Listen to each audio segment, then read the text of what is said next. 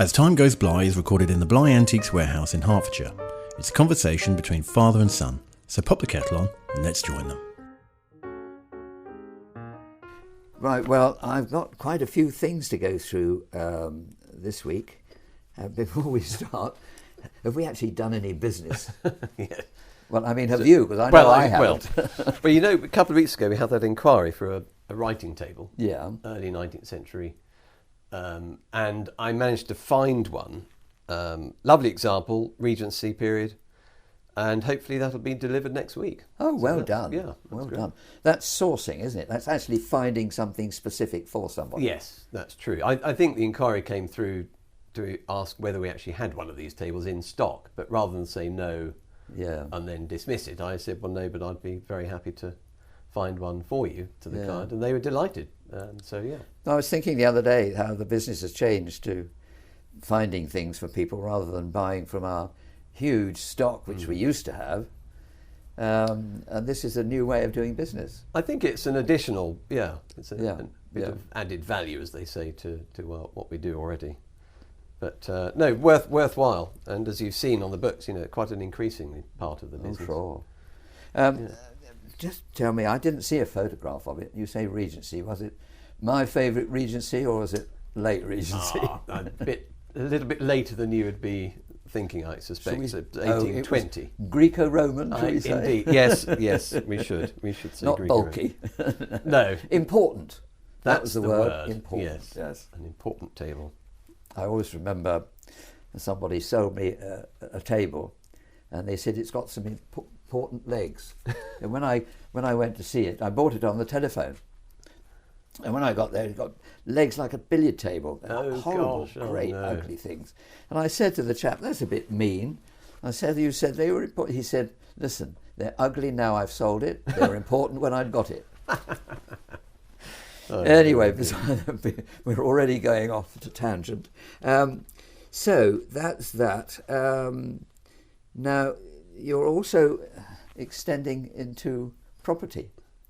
Well, yes. We're doing a project in Sardinia at the moment. That's where you've been. That's right. Sorry, yes, I didn't mean to tell you when the phone went dead. The client has bought a plot of land, and we're working with architects and developers to create a sort of sympathetic house to the landscape, but they want it quite modern inside, so it's a sort of balance. So it's almost going to be industrial with sort of polished concrete floors and plaster walls and things, but smart, and as I said, it's got to be in keeping with the landscape. It's really rewarding because I've met some amazing local artisans and craftsmen there, and using local materials to make the driveway and the dry stone walls, which you may have seen over there. So yeah, it's great. In fact, it's the sort of interior that a couple of bits of English oak might look fantastic in. Yes, I was going to say there's not a lot. It's not known for its antique furniture, is it? Well, no. I mean, very early, sort of 16th, 17th century, the classic sort of blanket chests that you see in Italy in museum pieces. And I think you don't really see interiors in Sardinia till the sort of 40s, 50s, when of course they were bringing the Italian style of that period over from the mainland. But other than that, it's sort of restricted, I think. So I mean, we've got one or two stunning bits of English furniture, mahogany furniture. Would that look any good? Well, I think mahogany looks better against a white background, actually. Yeah. So a bit more clean, modern than industrial. But so fine oak, one of the. I think that oak cork cupboard we've got. That would be lovely. Yes, that would be very smart. So hold on to that until it's ready to go. So what else have I got to catch up here with you? The workshop. I went over the other day, and there's a fantastic table there. The console table? Yeah. Yes. Yeah. Well, that we've designed and made specifically for a client. I mean, very, very smart. They had a clear passion for mid-18th century Rococo Irish. Right. And so that's what we've recreated that. I mean, incredible. So that's sold. That is sold, yes. When can I send an invoice? Well, yes. I hope I have done already. I should have done. I'll check. Please do. But did you see a desk there as well? We had a Yes, the big partner's desk. Yeah. Well, I hope you don't mind, but I used your father's bulk of 18th century mahogany timber for that. I hope that's all right. Oh, that's where it's gone. Well, I'll tell you what. It looks worth the money. That I mean, it's a stunning desk. The thing is, I've been saving that timber for something worthwhile, and I think that's quite a desk, isn't it? Really, it's a masterpiece for the future, without doubt. I mean, it is a stunning, and the craftsmanship in that. As you know, obviously it's our workshop, but the way it was made and finished is as good as any 18th, 19th century example you'd see. Well, I was talking to Paul, the cabinet maker, the polisher. And he said it didn't need polishing. that timber only has to be cut and rubbed down, and it's just like satin. Wonderful, wonderful, wonderful. I hope you've got some more of it. I hope you've got some more of that somewhere, have you, or not? Is that it? Yeah, I'm not telling you where it is. I'm keeping that. Oh. Well, back to business. On a sort of buying side, have you managed to? Well, I bought something I'll tell you about in a minute. Okay. But I had an interesting valuation last week. Ah. People say they've got these wonderful things. You get there and it's not very good. Can be disappointing. This was a fabulous collection of all sorts of things, including some lovely Chinese porcelain, which I've loved for years. Yes. And I tried to. I actually sort of thought it was so valuable that I might be able to buy it. Oh. But they'd had Sotheby's in to look at a price for. So they just wanted a backup valuation, right? And I see. It's very valuable. It's too much money.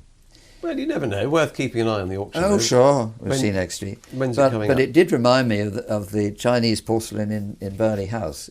Not quite that good, but it was pretty good. And that, of course, in 1984. You were still at school, weren't you? Indeed, yes.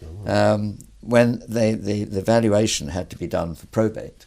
And it had been valued, all the porcelain in the house had been valued as 19th century. And only when a chap called Gordon Lang, and he was doing the porcelain, I did the furniture. And I discovered all sorts of new bits of furniture that they didn't know they had. Right. But this porcelain was not 19th century as described. It was, in fact, the finest documented collection of Chinese porcelain in the world. Goodness me. In Burley House, and I was there when it was discovered. Wow. I mean, it was, So not once in 19th a century. lifetime. What century was it from? Which century was it from? What was the Oh, period? 17th and 18th century. Oh, amazing. Yeah, and some Japanese things too. God. So that was quite something. And every time I see a decent bit of Chinese armorial porcelain, I think of that collection. Yeah, sure. So you rewrote the history books then? They had to rewrite the history book. The guidebooks were all wrong. Goodness all me. wrong. Yeah.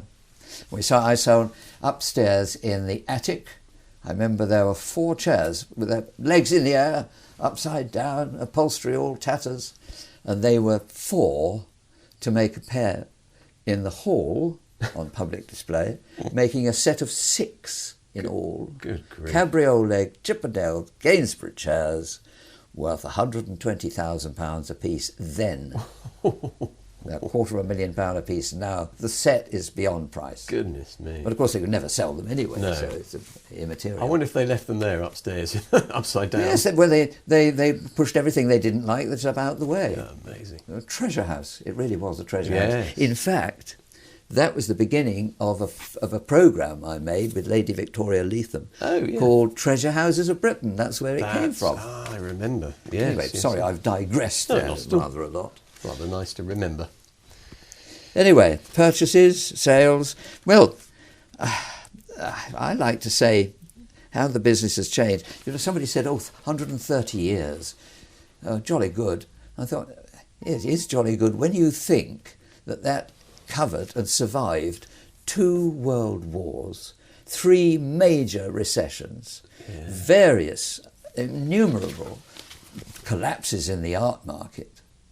And the last 12 months you've survived COVID, which you've virtually done on your own. I mean, I do a bit of booking, but that's about it.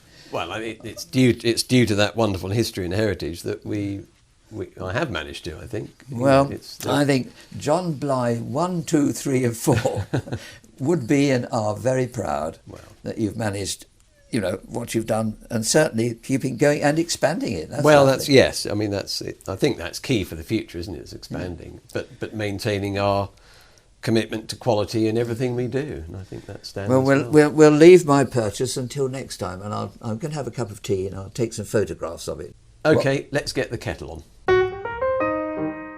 For inquiries, email james@johnbly.com or go to johnbly.com.